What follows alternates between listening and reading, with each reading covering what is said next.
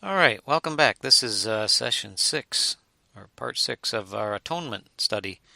And we're going to pick it up with the seventh record or place where this great destruction is tied to atonement. And we're going to pick it up in the Song of Moses in Deuteronomy 31:16. And it mentions this in Revelation, so it's very apropos that we end on this Song of Moses. And in Deuteronomy 31:16 it says, And Yahuwah said unto Moses, Behold, you shall sleep with thy fathers, and this people will rise up and go a-whoring after the gods of strangers of the land, whether they go to be among them, and will forsake me, and will break my covenant which I have made with them. Kind of sounds like us Americans, doesn't it? Boy, we've broken this covenant in every way we possibly can. And the Brits and whatnot, Christians, Catholics, Jews. 31:17 Then my anger shall be kindled against them in that day, and I will forsake them, and will hide my face from them, and they shall be devoured. And many evils and troubles shall befall them, so that they will say in that day, Are not these evils come upon us, because our God is not among us? Verse 18, this is Deuteronomy chapter 31. And I will surely hide my face in that day, for all the evils which they shall have wrought in that day are turned unto other gods. Now therefore write you this song for you, and teach it to the children of Israel, and put it in their mouths, that this song may be a witness for me against the children of Israel. So in Revelations, where it tells you that they sing the Song of Moses, this is what people that go into the kingdom sing. And by sing, I think he means they understand it and practice it. That's my guess. They internalize it. Going on in verse 20, For when shall have brought them into the land which I swear unto their fathers, that flows with milk and honey, they shall have eaten and filled themselves and waxen fat. Then they will turn to other gods and serve them and provoke me and break my covenant. Kind of like us Americans, right? We've waxen fat. We're the fattest people in the world. And people have it made over here. We got the great blessings from Yahuwah. And now we decided, well, we're going to take those 10 commandments down and legalize all these abominations. Oh, uh-oh. Verse 21, It shall come to pass, when many evils and troubles are befallen them, that this song shall testify against them as a witness. So this is against you Christians and Catholics and Jews. This is against you Americans and that. For it shall not be forgotten out of the mouths of their seed. For I always wondered, what's he mean it hasn't been forgotten? Where's this song? And where's it at? Well, here it is. It hasn't been forgotten. Here it is right in your hands. Open up any Bible. It's right there in Deuteronomy chapter 31. Going on, For I know their imagination which they go about, even now, before I have brought them into the land which I swear. Moses therefore wrote this song the same day, and taught it to the children of Israel, and gave Joshua the son of Nun a charge, and said, Be strong and of good courage, for you shall bring the children of Israel into the land which I swear unto them, and I will be with thee. And it came to pass, when Moses had made an end of writing of the words of the law in the book, until they were finished, and Moses commanded the Levites, which bear the ark of the covenant of Yahuwah, saying, Take the book of the law, and put it in the side of the ark, the covenant of Yahuwah your God, that it may be there for a witness against thee. For I know thy rebellion and thy stiff neck. And behold, while I am yet alive with you this day, you have been rebellious against Yahuwah, and how much more after my death? Gather unto me all the elders of your tribes. By the way, our stiff-necked, one of the biggest rebellions, and the first one people do, is Sabbath breaking. We were discussing this today. Sabbath breaking is kind of like a test commandment to see if you'll just go after any abomination in the world, because the Sabbath is so simple to understand. It says the seventh day you have to rest, or it's a death penalty offense. You and your daughter and your son and your manservants and even your animals, everybody has to rest. And anyone that doesn't rest on that day and wants to go work gets killed. You get stoned to death, and a couple people did back then. And now, if you can read something that simple, and you let your preachers, priests, or whoever it is, talk you out of it, your shaman guys or different things, talk you out of it and say, no, we're going to go have that to be the busiest shopping day of the week, and we're all going to get after extra work on the side and everything else on the Sabbath. And they can talk you out of that, and to do Sunday or some other day, well, they can talk you into anything because it's very plainly written. Your Creator made this whole creation in 6 days and rested on the seventh. And then he tells you to do the same. And that's how you respect and honor him as the Creator. And if you can get talked out of that, you can get talked into anything. I mean anything, and these people do nowadays. So it's a real entrance into the Baal kingdom is what it is. A real entrance into anything except what is right and good and just.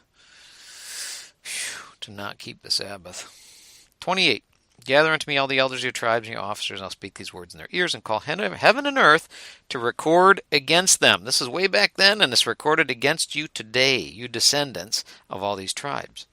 Your great-great-granddaddy swore this oath on you, and the blessings accrued, and you like that, but now the curses are about to accrue. The penalty clause is coming into full effect here shortly. Verse 29, I know that after my death you'll utterly corrupt yourselves, and we have, and turn aside from the way which I've commanded you, and we have. We don't keep his holy days and all that. We keep Christmas and Fertility Goddess Day and the rest of it. Evil will befall you in the latter days. Oh, this is about now. See, you thought I was just making this up. No, the evil will befall you in the latter days. It's now. Because you will do evil in the sight of Yahuwah, like your 70 million abortions and sodomite marriage, to provoke him to anger through the work of your hands. And Moses spake, that's all your crosses and Jesus statues and everything else. Moses spake in the ears of the congregation of the Israel all the words of this song until they were ended. And here's the song. It starts in 32:1. Give ear, O you heavens, I will speak, and hear, O the earth, the words of my mouth. My doctrine shall drop as the rain, and my speech shall dew as the dew, the small rain upon the tender herbs. That's the tender-hearted people that will hear this. And as the showers upon the grass, the repentant, humble. You really realize how wicked you've been your whole life and all that. You know, that's the kind of, this message is for those kind of people. Because I'll publish the name of Yahuwah, this is verse 3. Not some other God name, not that Jesus God, not Allah, not, it's Yahuwah, Yod, He, Vav. I will publish the name of Yahuwah. And that's what he takes you back to too. The Son, the Messiah, took you back to. He said, I kept them in thy name, Yahuwah's name. Going on, ascribe greatness unto our God. He's the rock. Yeah, he's the rock of your salvation, not anyone else. And his work is perfect. All of his ways are judgment. A God of truth and without iniquity, just and right is he. They've corrupted themselves. Their spot is not the spot of his children. They are a perverse and crooked generation. Yeah, these don't look like his people at all. Boy. Do you thus requite Yahuwah, O foolish people, and unwise? The Father has brought you. Has he not made thee and established thee? He made you. He established you. Remember the days of old, consider the years of many generations. Ask your father, and he will show you, and your elders, they will tell you. When the Most High divided the nations their inheritance, and he separated the sons of Adam, and he set the bounds of the people according to the number of the children of Israel. For Yahuwah's portion is his people. Jacob is the lot of his inheritance. Yeah, he calls us that in one of these end-time prophecies. It says, mine inheritance. And he's going to give us great judgment. If you listen to one of my ones, you'll find that's in Isaiah or Jeremiah. He calls us mine inheritance. Babylon, the daughter of Babylon, and he lays right in there, mine inheritance. You think, what? Yeah, that's what he's talking about. 32:10, going on, Deuteronomy 32:10. He found him in a desert, in a waste and howling wilderness. He led him about and instructed him, kept him as the apple of his eye. As an eagle stirreth up her nest. Now, what do you think that eagle stirring up her nest in the latter days might be a symbol of?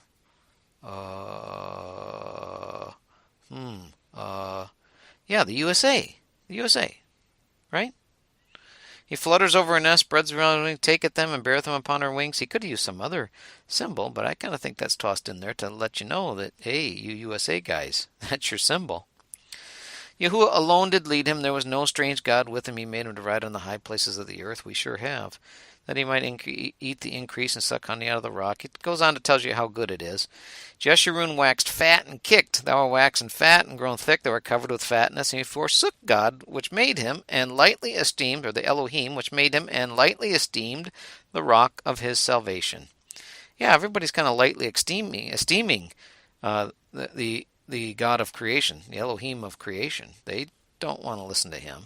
And we got fat, rich, and now we've kicked. We're kicking against everything he tells us to do. Rebellious.